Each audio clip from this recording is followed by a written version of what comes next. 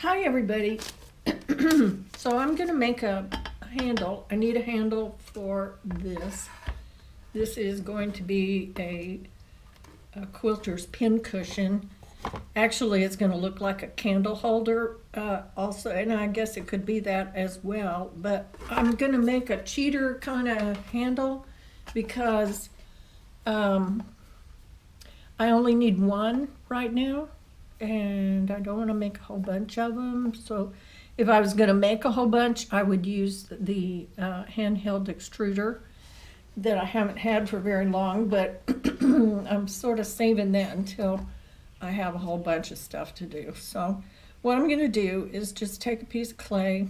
It isn't very much clay. I'll weigh it just to tell you how much. Somebody will ask.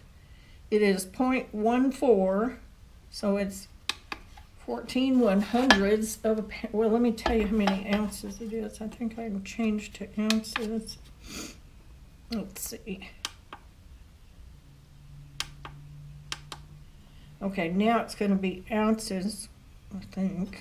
Let's see. Yep. Okay. It's 2.2 ounces.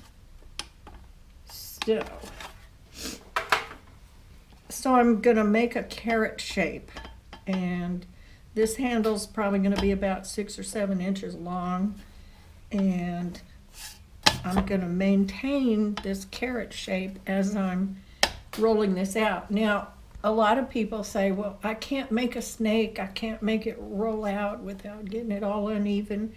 If your little fingers will do it. So what you do is you're working your way out from the center, but you're also spreading your fingers into different places so that you don't. So see how I'm kind of I'm exaggerating this because I'm making a point, and then your little deal will get longer and longer, but your little coil will stay round. So if you don't keep it don't keep your fingers in the same place. Always be moving your fingers out, mostly away from the center. Sometimes you may want to concentrate like on this end and get it thinner. You can do this with pretty long coils. So I'm going to get this a little thinner down here at this end. See how I'm making my hands move out.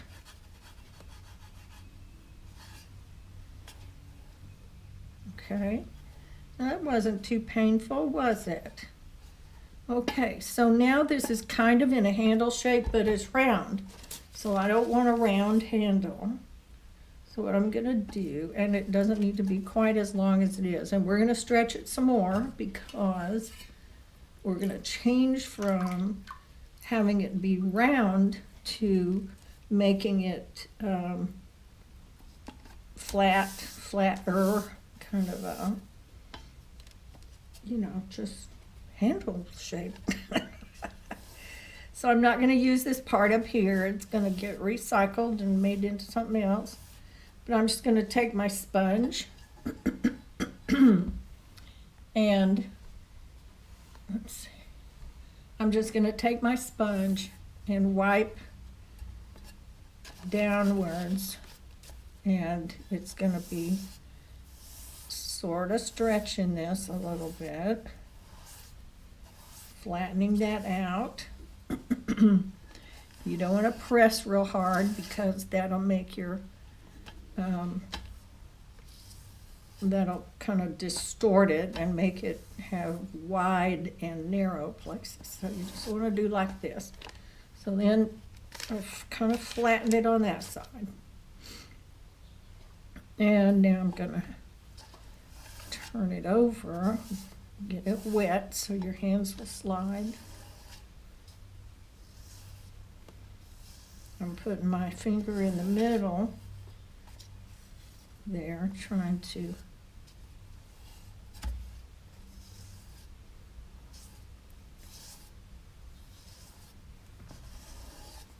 Okay. Now, it's getting all sticky. I put the paper there because if it sticks, if I did this on the bat, it would stick and I would not be able to lift it up like that. Okay, so I may have it kind of where I want it. That'll be recycled. So let me get my little pin cushion thing over here and we'll see if it's gonna, see if I have enough. So I'm kind of pushing that up to make a little, to make it kind of, you know, in your classes, this is a good way for a student to make a really good looking handle without having to learn how to do a handle, like pull a handle over the bucket of water, because some of them just can't get the hang of that. They break it off and they, you know, just have trouble. Some younger people are not as coordinated, so as some of you people who've had a lot of experience. So I want that to be nice and even. I want it to gradually get smaller at the end. So this is just another way. There's so many ways of making handles, so many shapes of handles. So I'm gonna cut it. What I wanna do now is just shorten this so I can work with it a little bit. I'm gonna give myself just a little more than I think I'm gonna need. I'm gonna make this rounder,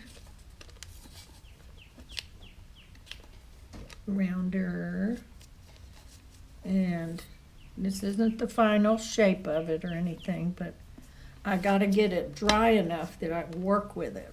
So it's really too soft right now. So I need to get it in kind of a shape. What kind of a shape is it? And I think down at this end it's probably gonna curl backwards.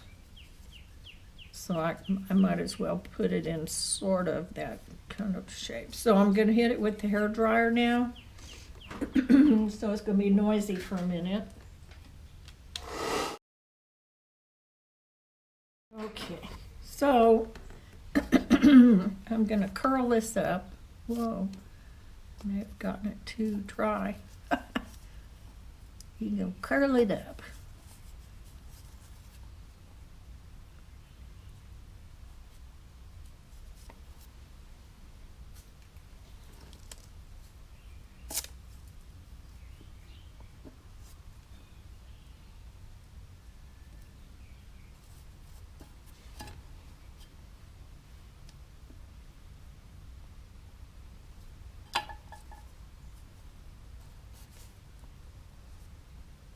There we go. Remember, you're working on something that's smaller at one end than the other end, so you don't want all the little curl to go over to one side, so you need to straighten that up as soon as you can.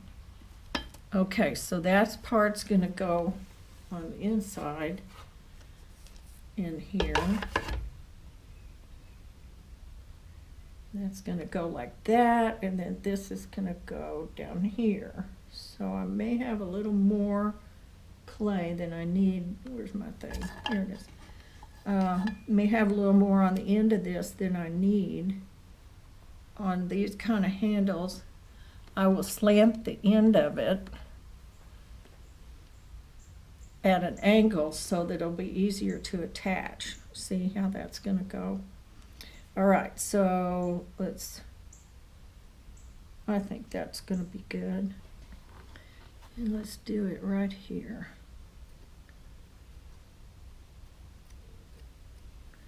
And then let's scratch the bottom of the handle part. And then let's scratch this end of it. So I'm scratching both attaching surfaces. And then I'm going to kind of draw an imaginary line out to the edge of this and do a little scratching on the outside edge. And then we will get some, I don't have much slip. I got new clean water, so it's not gooey anymore. The best water is right before it gets too thick to use. I like to throw with that slip because it keeps me from having to use as much water. So let's put some stuff right on the bottom. So I'm putting some slip on here, and I'm putting slip on this part. And I've already done it on the piece itself, so now I'm going to stick that there and stick that there. So now is the time where you straighten it all up. Make sure that it's not a leaning tower.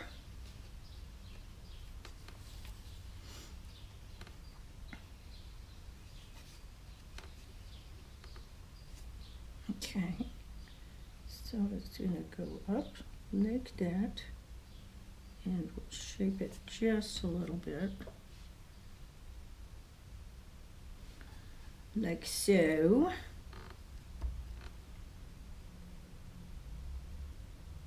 Now this can be a candle holder if you want it to be, but the ladies that I do sewing with and quilting with just love these for pin cushions. And so right now I'm just going to be attaching this, and there's not a lot I can do to the bottom where this is attached right now because it's still kind of stuck to the bat, but I can neaten this up and make sure that I've got it as straight as I can possibly get it. It's handmade, right? So it doesn't have to be absolutely perfect, but you want your craftsmanship to show. So there it is. So there'll be a pin cushion put into this little part right here, and then you can put your little clips and pins and all that junk in there and put it beside you while you're sewing. And or if you would rather, of course, the thing can be used as a candle holder, so no problem.